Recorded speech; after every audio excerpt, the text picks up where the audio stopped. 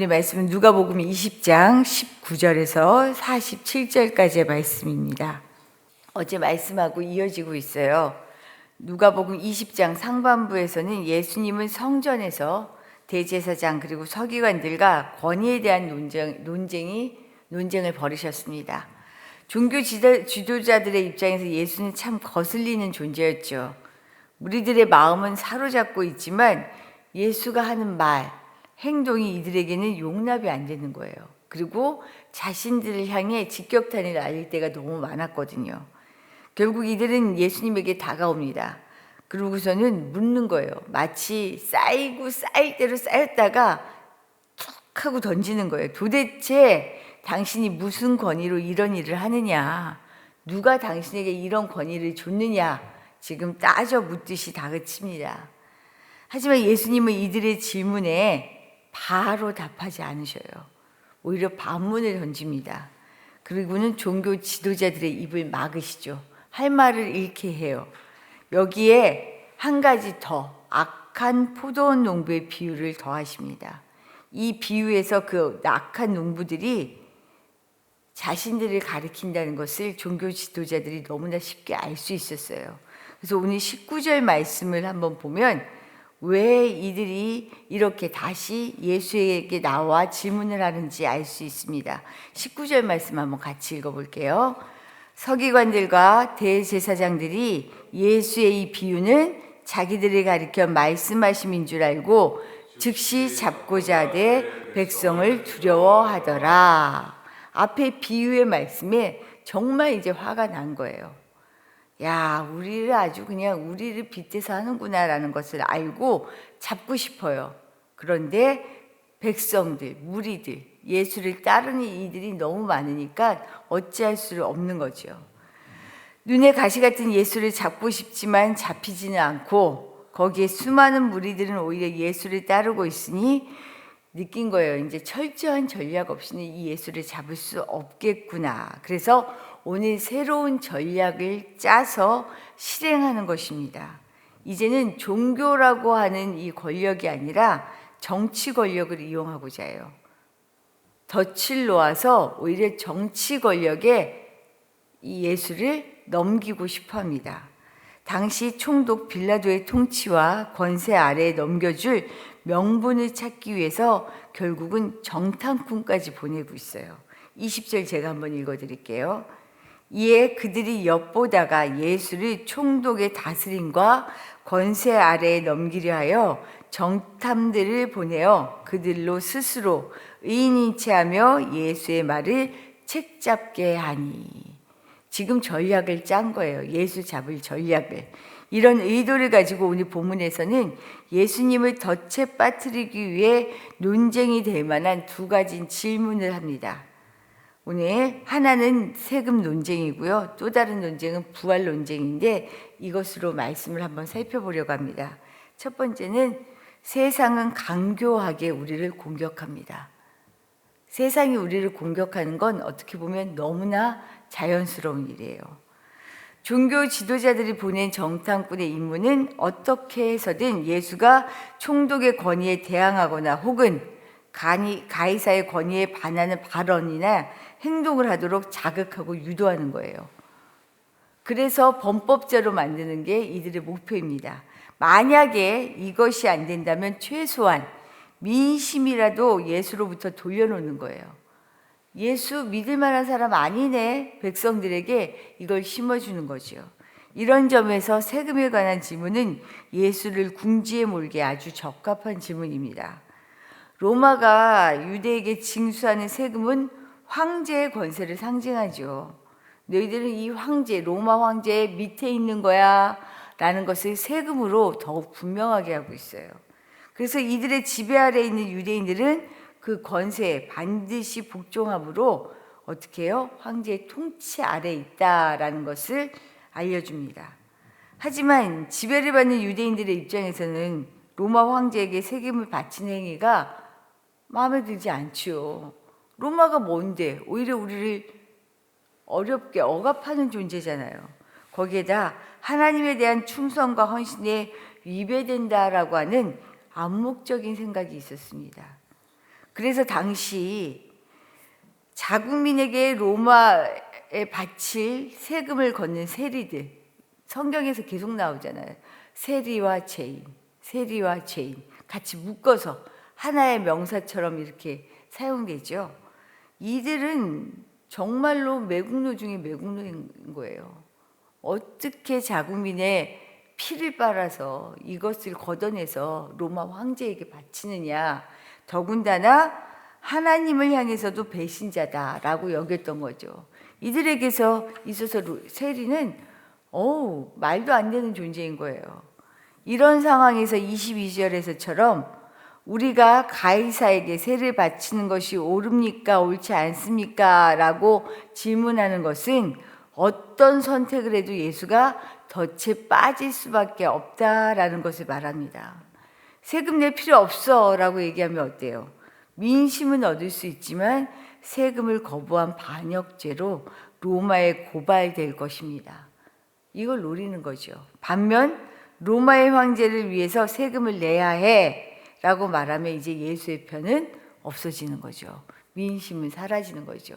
이들이 볼 때 이것보다 더한, 정말 이것보다 더한 강교한 전략은 없을 거다라고 생각했던 것 같아요.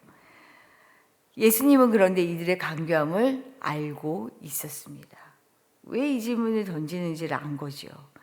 그래서 이들은 상상도 할 수 없는 답을 하셔요.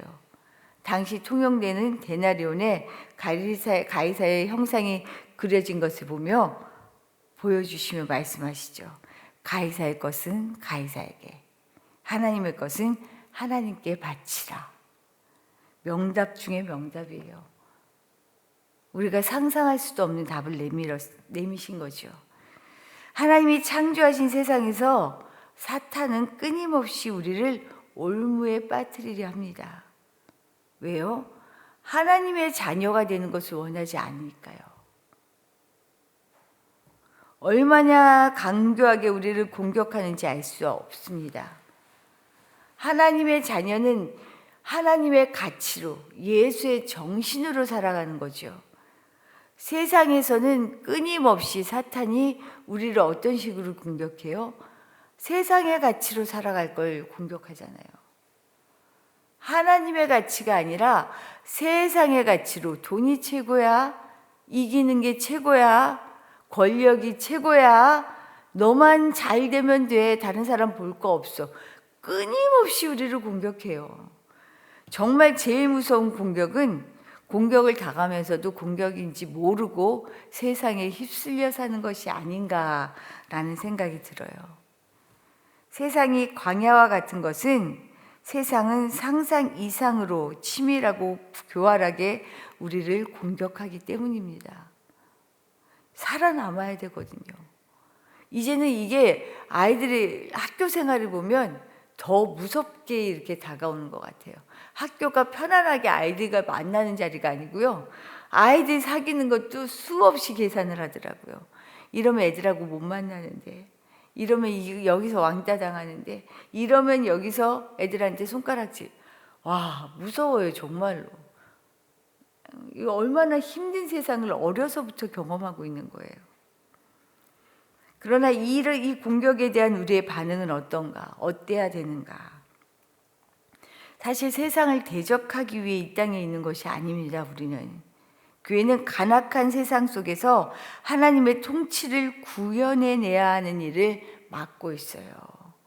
우리는 이 간악한 세상 속에서 이 간악함에 휘둘리는 것이 아니라 여기에서 하나님의 나라, 정의를 기쁨으로 맛보면서 사는 사람들이 교회, 우리잖아요. 그래서 예수님은 세상과 대적하지 않으면서 하나님의 통치를 구현하라고 오늘 말씀하시는 거예요. 세상 속에서 가이사의 것은 가이사에게, 하나님의 것은 하나님에게 분명히 바치라. 세상에서 하늘을 살아가는 지혜를 알려주시는 거죠.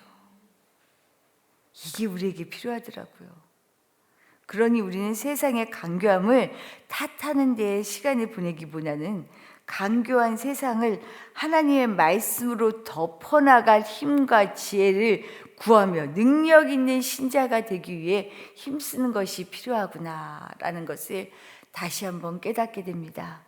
이 땅에서 하나님의 나라, 하늘을 경험하며 살아갈 수 있기를 축복합니다. 두 번째는요, 세상은 진리라는 중심을 향해 순례하는 여정입니다.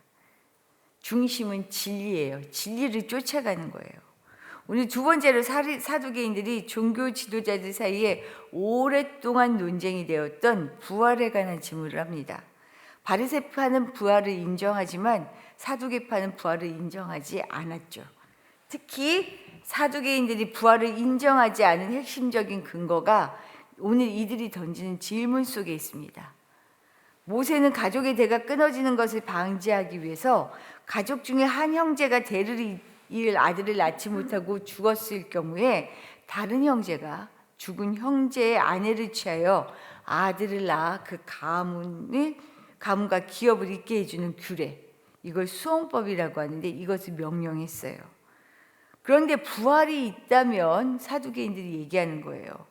분명히 모세는 이렇게 율법을 통해 말했는데 부활이 있다면 그때 이 여인은 대체 누구의 아내입니까? 누구의 아내가 될 수 있습니까? 이런 점에서 부활은 말도 안 되는 거 아니냐라고 사두개인들은 얘기해 왔거든요. 오늘 이걸 지적하죠. 그러자 예수님은 결혼을 통해 자손을 보존하면서 가문의 영원성을 확보한다는 세상의 가치를 넘어 부활을 통해 우리는 천사같이 영원한 존재로 하나님의 자녀가 된다라는 것을 말씀하셔요. 이것은 뭐냐? 생각과 배움, 삶의 한계에 갇혀 있는 우리에게 진리를 향한 새로운 시선과 영역을 보여주십니다. 우리의 가치관과 세계관이 얼마나 이 땅에 매여 있는지를 보여주시는 거예요. 우리의 시공간에 갇혀서 부활이라는 개념을 상상도 하지 못하는 사두개인들에게 너네 생각을 좀 떨쳐 버리라고, 니네 한계를 넘어선 것이 우리 하나님이라고 라는 것을 말씀하고 있죠. 이런 점에서 신앙은요, 종교라는 이름으로 세상에서 도피하는 것도 아니고요, 또한 세속적인 욕망 때문에 내세를 부정해서도 안 되는 것입니다. 이 세상의 신앙의 깊이와 넓이가 어떠한 것인지 우리는 헤아릴 수도 없어요. 그것을 알아가고 있는 거죠. 이 세상의 삶 속에서. 그래서 세상은 진리를 향해 순례하는 여정입니다. 도착점은 따로 있죠. 끝까지 가야 해요. 여정이에요, 여정. 세상을 살아가는 중심은 그래서 진리를 향하는 데 있습니다. 가다 보면 중심 못 잡고 격가지 붙잡으면서 격가지가 전부인 양 살아갈 때가 많지만 분명해요. 진리이신 예수 그리스도, 그 속에 길이 있고 그것을 통하여 우리가 영원한 생명, 우리가 알지 못하는 영원한 생명에까지 다다른다라는 것을, 부활, 이 부활은 그래서 지금도 우리에게 소망입니다. 이 땅에서 이 소망을 붙잡고 사는 것, 이게 우리가 살아가는 힘이지요. 이제 우리가 내일이면 종려 주일이고 그 십자가의 길을 묵상하며 우리가 다시금 예수의 길을 되돌아보게 될 터인데 이게 끝이 아니에요. 이 길이 있어야만 부활이 있어요. 이 땅에서의 삶이 있을 때 우리가 온전한 부활을 경험할 수 있다는 것입니다. 그래서 어렵지만 힘들지만 소망이 있음을 알고 끝까지 잘 견디며 부활을 경험하는 우리 인생 되시기를 축복합니다. 주신 말씀 생각하며 기도할게요. 세상은 간교합니다. 우리에게서 하나님의 생각을 버리게 하려고 끊임없이 우리를 공격합니다. 하지만 우리가 이 세상을 살아갈 때 진리라는 중심, 예수 그리스도라고 하는 중심, 이것을 붙잡고 우리가 순례의 길을 가고 있다라는 것을 잊지 말고 기도하시기를 부탁드립니다. 더불어서 오늘은 나라와 민족을 위해서 기도하는 날이에요. 우리나라 혼란스러운 가정의 종지부를 한 가지 찍었지만 지금부터가 중요하죠. 정말로 바로 이 나라를 이끌어갈 대통령을 정말 잘 선출할 수 있도록 기도하시기를 부탁드립니다. 대통령을 뽑는 것뿐만 아니라 그 이후에 이 나라의 앞으로 나아갈 길들 하나하나를 잘 세워갈 수 있도록 기도해 주시고, 우리 내일 예배를 위해 기도해 주세요. 이제 종료주일입니다. 정말 한 주간 종료주일을 기점으로 우리 성금요일 예배까지 한 주간 예수 십자가의 그 길을 잘 묵상할 수 있길 바라요. 그것이 우리의 길이라는 것을 볼 수 있기를 바랍니다. 이렇게 함께 기도하겠습니다.